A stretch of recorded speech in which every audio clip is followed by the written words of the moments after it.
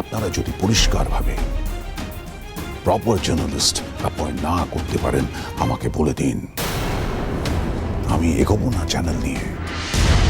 তার কারণ আমার সময় নষ্ট করার মতন সময় নেই। না স্যার, মানে পিছিয়ে আসার কোনো প্রশ্নই উঠছে না স্যার। আমরা যেভাবেই হোক বেগম চৌধুরীকে আমরা এই চ্যানেলে আনবই।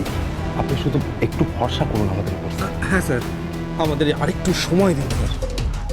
ওকে, লেটস সি যা করবার তাড়াতাড়ি করুন, আমি আপনাদের বেশি সময় দিতে পারবো না। বেগম, একবার জিতে গিয়ে তুমি তো নিজেকে সাংঘাতিক কিছু ভাবতে শুরু করেছো।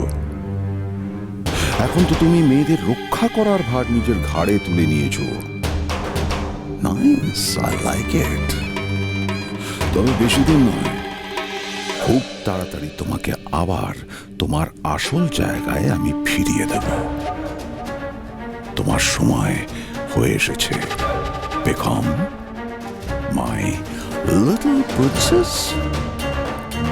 একবার শুধু তুমি আমার ফাঁদে পা বাড়াও, ব্যাস।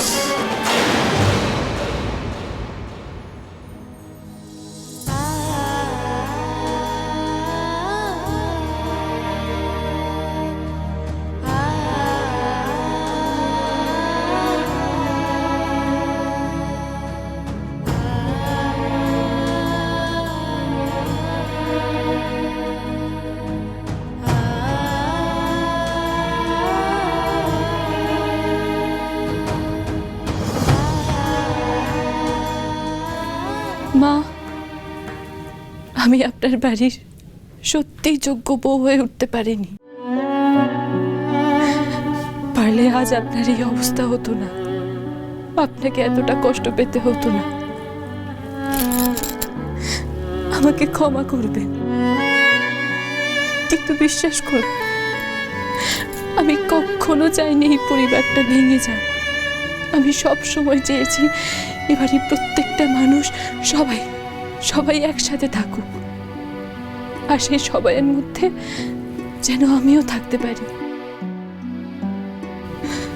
কিন্তু আজ আর সেই উপায় নেই মা। আপনার ছেলেও আমার পাশ থেকে সরে গেছে। আবির সরে গেছে বলেই হয়তো এবারে প্রত্যেকটা মানুষের কাছাকাছি আসতে পেরেছে ও।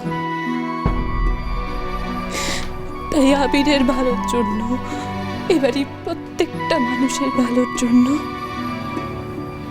আমাকে চলে যেতেই হবে মা।